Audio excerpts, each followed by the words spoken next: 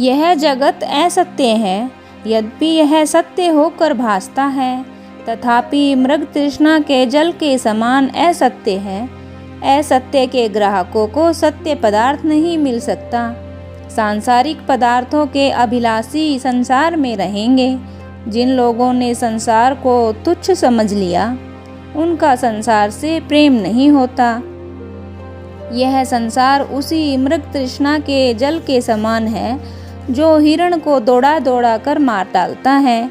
गर्मी के दिनों में जब हिरण प्यासा होता है, जल के लिए इधर उधर भटकने लगता है, तो उस समय उजाड़ मैदान में उसे दूर से जल दिख पड़ता है। मृग जल जानकर उसकी ओर दौड़ता है, पर उसके निकट पहुँचते पहुँचते वह जल फिर उसको उतना ही दूर आगे दिख पड़ता है। इसी प्रकार अनेक बार दौड़ते दौड़ते हिरण थक कर गिर पड़ता है, प्राण त्याग देता है। इस प्रकार संसार के भोग विलास त्रिविध तापों से तपे हुए हैं। सुख के प्यासे जीवों को सुखदायी दिख पड़ते हैं, पर इसकी प्रवृत्ति विषयों में होती है तो सुख मिलता नहीं, पर तृष्णा अधिक से अधिक होती जाती है। अंत में निष्फलता के साथ मरकर आवागमन को प्राप्त होता है। सांसारिक वासना के बद्ध पुरुष बारंबार सांसारिक पदार्थों की इच्छा करके उसी में फंसे रहते हैं, उसी के लिए प्रयत्न करते हैं, उसी के प्राप्त होने को आनंद समझते हैं। ऐसे पुरुषों का अंतःकरण मलिन रहता है। वे ईश्वर को प्राप्त नहीं हो सकते, क्योंकि ईश्वर को प्राप्त होने के लिए उनको प्रयत्न करने का समय ही नहीं मिलता। ऐसे लोग अपनी आयु को सांसारिक व्यवहारों में व्यतीत कर देते हैं। जो लोग सत्संग करते हैं, उनको संसार बाजीगर के खेल के समान जान पड़ता है। जिस प्रकार बाजीगर नाना प्रकार के कौतुक दिखलाता है, कभी बाटिका लगा देता है, कभी उसे अंतर ध्यान कर देता है, कभी किसी को मृतक करके जीवित कर देता है, कभी कुछ आश्चर्य युक्त कार्य दिखलाता है, पर उसकी सब जादूगरी मिथ्या होती है। उसी प्रकार इस संसार के सारे कार्य आश्चर्य में हैं। उस सर्वशक्तिमान बाजीगर जगतकर्ता ने इस संसार की रचना की है। जिस प्रकार बाजीगर कौतुक करता करता तमाशे को समेट लेता है, उसी प्रकार ईश्वर जगत का प्रलय काल में प्रलय कर देता है। अज्ञानी जन इस कौतुक को देखकर आश्चर्य मानते हैं, पर जो पुरुष बाजीगर के कौतुक का भेद जानता है, कभी धोखे में नहीं आता। यहाँ एक दृष्टांत है जिससे लोगों को संसार की असत्यता प्रमाणित हो। सन 1857 में जबकि हिंदुस्तान में राजविद्रोह हुआ था, दिल्ली शाह अपराधी ठहराए जाकर शहर से निकाल दिए गए थे। शहर लूट लिया गया था। उसी समय महाराजा कपूरथला के दीवान रामजसमल नामक खत्री को एक पुस्तक लूट में मिली थी, जो स्वयं शाहजहाँ बादशाह के हाथ की लिखी हुई थी। उसमें एक बात इस प्रकार लिखी थी। बादशाह लिखता है कि एक दिन एक बाजीगर नाना प्रकार के कौतुक दिखाने वह एक तलवार लेकर आकाश की ओर उड़ गया। ऊपर जाने के समय वह कहता गया कि मैं खुदा के साथ लड़ाई करने जाता हूँ। थोड़ी देर में देखते ही देखते वह आँखों से छिप गया। अधिक समय न लगा होगा कि ऊपर से उसका धड़ और समस्त शरीर के एक एक टुकड़े होकर नीचे गिर गया।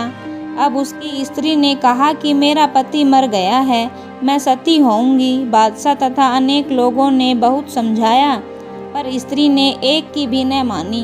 लकड़ियों का ढेर लगाकर अपने पति के अंगों के साथ लेकर सती हो गई। उसके जल जाने के पीछे थोड़ी देर बाद बाजीगर आनंद में मगन नीचे उतरा। अपनी स्त्री को न देखकर बादशाह से अर्ज की कि मेरी स्त्री को बुला दिया जाए। बादशाह ने कहा कि तेरी स्त्री तो तेरी लाश के साथ जलकर राख हो गई, पर उस बाजीगर ने एक का भी कहना न माना। अंत में अपनी स्त्री को ऊंचे शब्द में पुकारने लगा, तो वह स्त्री बादशाही अटारी पर से बोली कि मैं महल में हूँ। उसने पुकारा कि चली आ। वह आनंद पूर्वक हंसती हुई आ गई।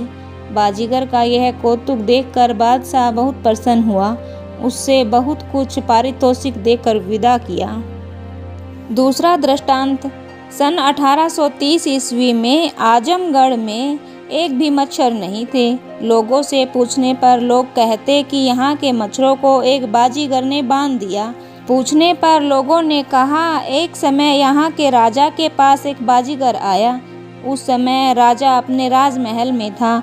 राजा को खबर पहुँची तो राजा ने कहा, इस समय बाहर निकलने से बहुत मच्छर दुख देंगे, क्योंकि मेरे शहर में मच्छर बहुत हैं।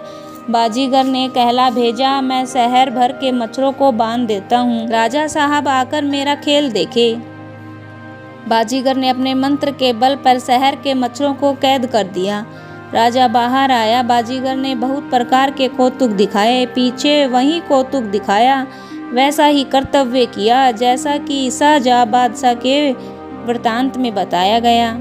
अंत में राजा ने उपरोक्त बाजीगर को कत्ल करने की आज्ञा दी। अंत में गिड़गिड़ाने पर भी अपने प्राणों को बचता हुआ न देखा तो बाजीगर ने शाप दिया कि ये राजा, तू कोढ़ी होकर दुख पावेगा, तेरा राज्य नष्ट हो जाएगा, महान कष्ट भोग कर प्राण त्यागेगा।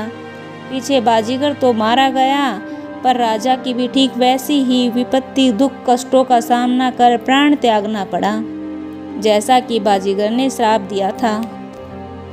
बाजीगर की समाधि पर एक खजूर का वृक्ष उगा, जो कि सीधा सहतीर के समान खड़ा था।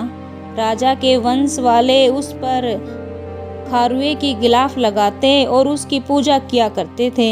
यदि वे उसकी पूजा न करते तो उनको नाना प्रकार के विघ्नों द्वारा दुख हुआ करता है। नियत समय पर समाधि पर मेला लगा करता है, जिसमें हजारों आदमी इकट्ठा होते हैं। राजा का किला टूट फूट कर दरिया में गिरता जाता था। राजा की संतान किला, खजूर का वृक्ष, मेला और समाधि की पूजा करते हैं। राजा की संतानों ने भी बहुत दुख झेला।